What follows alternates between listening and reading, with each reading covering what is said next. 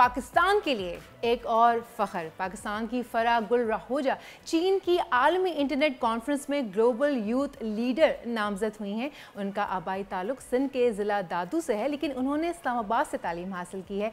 Bio informatics में bachelors की degree हासिल करने वाली राहोजा ने मसनूई ज़हानत और मशीन लर्निंग के शोबे में काबिल ज़िक्र खदमात अंजाम दी हैं। उन्होंने हाल ही में चीन के शहर वुजिन में मुनक़िद होने वाली 2024 वर्ल्ड इंटरनेट कॉन्फ्रेंस समिट में ग्लोबल यूथ लीडर के तौर पर उन्हें तस्लीम किया गया है।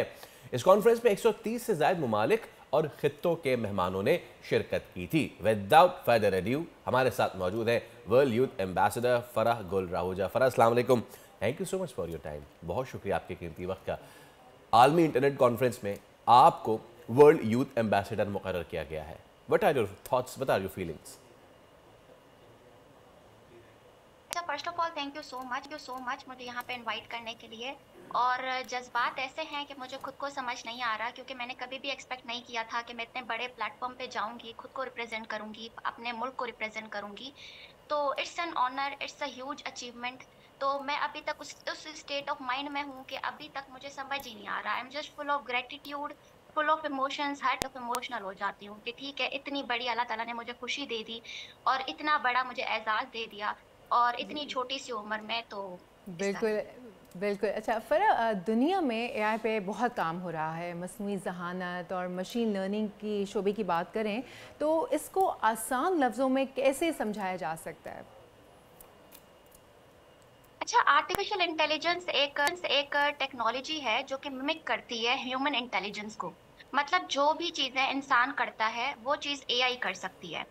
फॉर एग्जाम्पल, जैसे आप पहले देखते थे कि कस्टमर सर्विसेज के लिए आप किसी वेबसाइट पे जाते हो, किसी प्रोडक्ट के बारे में इंफॉर्मेशन लेना चाहते हो, तो पहले आपको घंटों घंटों वेट करना पड़ता था। आप किसी को पूछते थे कि ये प्रोडक्ट या सर्विसेज के बारे में बताएं, तो आपको कोई इंसान आके बताता था। जब तक इंसान आए, जितने लोगों को वो जवाब दे, तो काफ़ी टाइम टेकिंग होता था। तो उसमें एफिशिएंसी बहुत ज़्यादा रिड्यूस हो जाती थी। लेकिन अब चैटबॉट्स आ गए, चैटबॉट्स सेकंड्स में आंसर देते हैं। तो इसी तरह आर्टिफिशियल इंटेलिजेंस तकरीबन हर चीज़ में है। कोई भी ऐसी चीज़ नहीं है जिसमें आर्टिफिशियल इंटेलिजेंस को इनकलकेट ना किया हुआ हो। और दूसरी बात ये है कि जब मैं इवन चाइना भी गई थी, क्योंकि हमारा जो वर्ल्ड इंटरनेट कॉन्फ्रेंस का था, उसका जो थीम था वही आर्टिफिशियल इंटेलिजेंस और साइबर सिक्योरिटी। तो जब वो हमें डिफरेंट चीज़ों से इंट्रोड्यूस करवा रहे थे, आर्टिफिशियल इंटेलिजेंस की एप्लीकेशंस दिखा रहे थे और दिखा रहे थे कि कैसे artificial intelligence real world problems को सॉल्व करने के लिए यूज़ होती है, तो हम देख रहे थे कि आर्टिफिशियल इंटेलिजेंस तकरीबन हर जगह यूज़ हो रही है। इट्स जस्ट दैट कि हम लोग पाकिस्तानी उस टेक्नोलॉजी से अभी तक उतने अवेयर नहीं है, तो हमें उस अच्छा, तरीके से ये पता नहीं है। बताइए कि चीन लेकिन में जो आप हुई यूँ है ये आलमी इंटरनेट कॉन्फ्रेंस, इसकी बात करें, ये प्रोग्राम कब से जारी है? How was your experience over there? Pakistan को इससे क्या फ़ायदा होगा?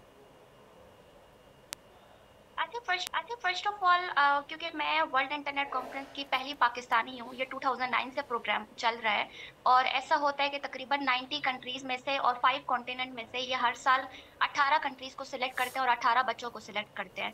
2009 से पाकिस्तान इनके एजेंडा में नहीं था, तो अब काइंड ऑफ पाकिस्तान इनके एजेंडा में आ गया है। तो एक तो ये प्रोग्राम, क्योंकि मैं अब इनकी एम्बेसडर हूँ, मुझे ग्लोबल यूथ लीडर अवार्ड मिला है, तो एक तो मुझे पर्सनल लेवल पे फ़ायदा होगा कि ऑब्वियसली बहुत ज़्यादा अपॉर्चुनिटीज़, बहुत ज़्यादा न्यू गेट्स खुल गए।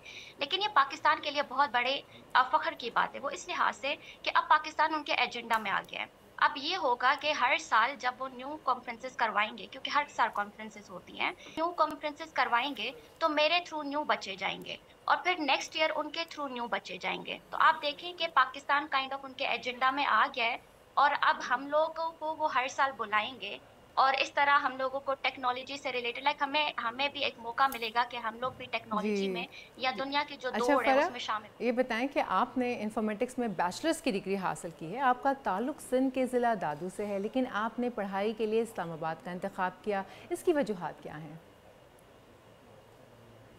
अच्छा, दूसरा ये सच बात है कि मैं सिंध से बिलोंग करती हूँ। दादू का एक गाँव है राहूजा, वहाँ से बिलोंग करती हूँ। तो ऑब्वियसली देखें ना, जब आप राहूजा में जाते हैं तो वहाँ पे ना एजुकेशन है, ना वहाँ पे टेक्नोलॉजी है। आपको पता है वहाँ पे अभी तक 2G पे काम करते हैं। 2G इंटरनेट कनेक्शन है। अभी तक वहाँ पे मतलब दुनिया 5G पे चली गई है, हमारे गाँव में अभी तक 2G है। वहाँ पे कोई इंफ्रास्ट्रक्चर नहीं है, कोई स्कूल्स नहीं है। तो ऑब्वियसली इतनी ज़्यादा अपॉर्च्युनिटीज़ ही नहीं है। तो जब आप थोड़े से प्रिविलेज्ड होते हो तो आप इस तरह नहीं है कि आप अपनी रूट्स भूल जाते हो, लेकिन ये है कि आप बेटर अपॉर्चुनिटीज की तरफ जाते हो। बेटर अपॉर्चुनिटीज की तरफ जाते हो ताकि आप ज़्यादा प्रिविलेज्ड हो और प्रिविलेज्ड बन के उन लोगों की हेल्प कर सको।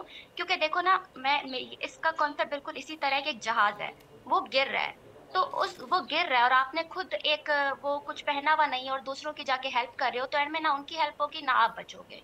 तो आप उन सारी सिचुएशन से निकल के अपने आप पे फ़ोकस करोगे, अपने करियर पे फ़ोकस करोगे, तो ऑब्वियसली आप उन लोगों के लिए भी कुछ कर सकोगे जो आपसे थोड़े से कम प्रिविलेज्ड हैं। तो अल्हम्दुलिल्लाह मैं काफ़ी ज़्यादा प्रिविलेज्ड हूँ। मैंने हमेशा बड़े-बड़े सिटीज़ से अपनी एजुकेशन ली है, बड़े-बड़े यूनिवर्सिटी एजुकेशन ली है। तो अब मेरा जो बेसिक गोल है वो यही है, इवन जो मेरा प्रोजेक्ट है पाक जीपीटी, वो भी जो टारगेट कर रहा है वो इन्हीं लोगों के लिए है। सब्सक्राइब करें और बेल दबाएं ताकि कोई खबर रह न जाए।